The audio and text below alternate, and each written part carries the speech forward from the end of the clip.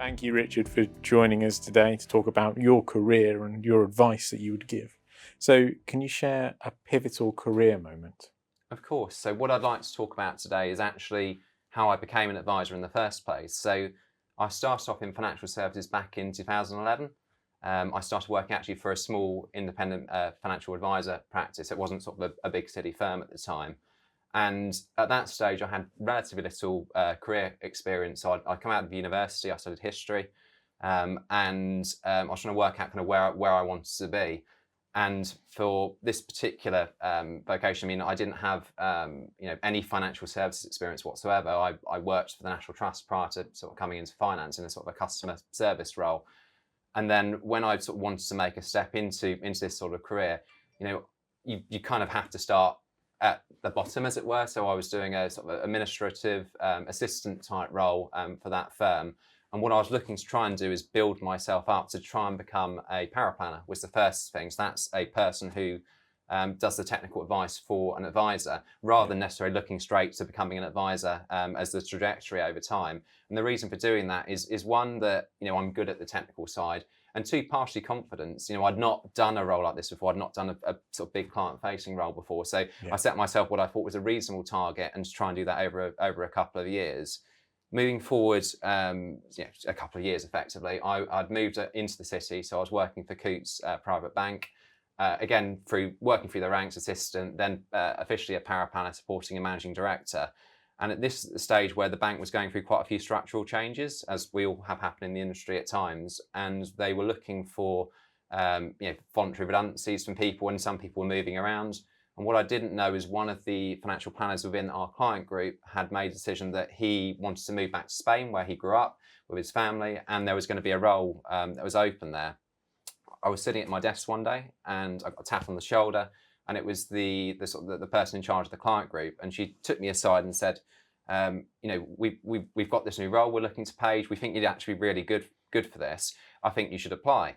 And it was a surprise to me, not that I was being asked to do it, but I hadn't prepared exactly for that moment at that time. I was thinking about next steps in career and becoming an advisor, but it wasn't something I was immediately ready to do. And if you'd asked me at the time, was I ready? Was I confident about doing that? Arguably not.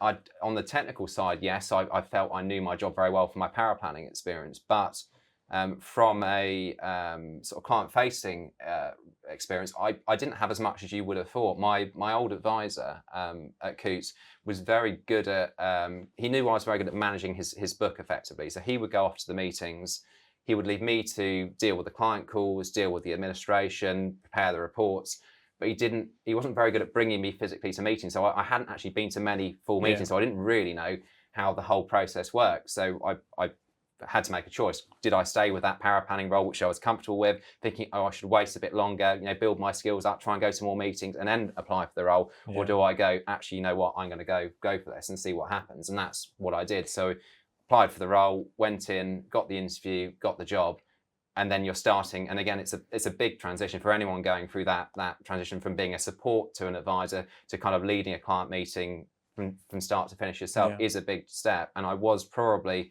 at first more stilted, probably more formal. I had a very formulaic process for advice. Once you start doing it for a bit long, you enjoy the meetings more, because you get to build relationships with clients, but also you learn your own pattern and build more of your personality into your meetings, which is the bit that I really enjoyed. Sounds like you've had some good bosses that you've worked for that have pushed you forward in your career. Yeah.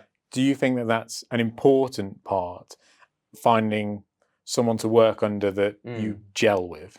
100%. I mean, it's working with good people and learning from them is hugely important. And I have worked with, as you say, good people over the years. The other thing that I think is important is trying to impart or help other people coming up through the ranks. If I was looking at how I got to my position, so one of the reasons I think I was tapped on the shoulder, well, there's a few reasons I think I was tapped on the shoulder, and it's things I would encourage other people to think about as well. So the first is that I was very technical, and I spent a lot of time doing additional exams. So I was probably the most qualified paraplanner in the bank at that stage. I was going through the personal finance route, which is the sort of chartered financial planner route. Yep. I was going up to going up to the fellow level.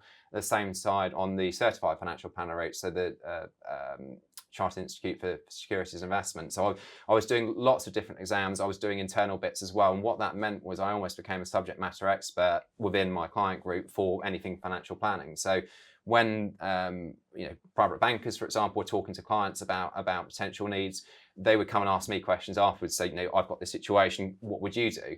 Actually, sometimes they're coming to me instead of going to the actual financial planners within the department, which again builds your reputation. So trying to not just go for the minimum level, trying to push beyond that in terms of your learning, understanding is something that I very much focused on. Secondly, I built that general reputation, so being helpful, approachable, very good at what you do, reliable, all these sort of things. And I helped not just my advisor, I was asked to support other people in the business at various stages as well. So that again, that helped build my internal reputation. And thirdly, I think it's crucial to signpost direction of travel, even if you're not entirely sure exactly where you're going to end up. So with my line manager in one-to-ones, every one-to-one, I was talking about, I'm considering becoming an advisor in the future. How do I go about doing that? What can I work on that gets me further along? Because to be frank, no one is 100% ready. Whenever they take on a new role that's different, I wasn't 100% ready to be an advisor, but you put yourself in that position and you learn effectively on the job. It's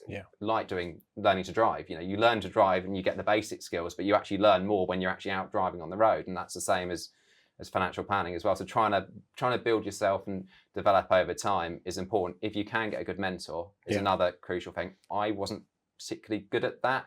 I was always quite self-reliant, and I felt I could just do things myself. I know so many people have benefited from the learning, the experience, and the opportunities that potentially a mentor can bring as well. No, I think we've heard that a few times, especially what you're saying about specialising and being that subject matter expert. Yeah.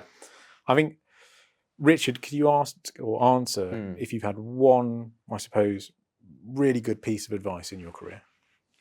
Oh, that's a good question.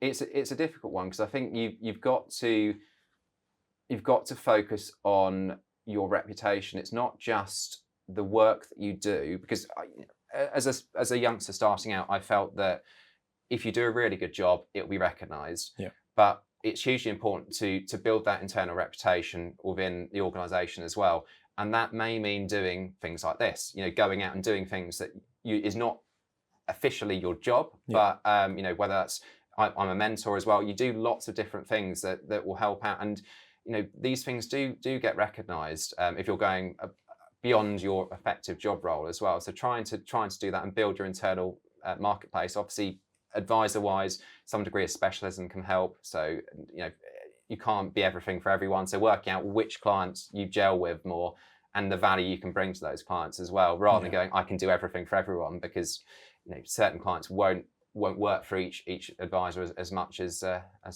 someone else. Yeah, and it's one thing we have heard as well. Being a yes person and getting your visibility out there is really important. Yeah, and I also think that having, I suppose, that questioning ability and making sure that what you're doing is right. Self-reflection is hugely important. And however accomplished you are in your job, in your career, there will always be moments where you look back and, or even within meetings, you kind of go, no one's asked me that before. That's really interesting. And so no one's fully accomplished. There's always an opportunity to learn within your roles. Absolutely, always learning. But thank you very much, Richard. I think that's been really, really useful. Thank you.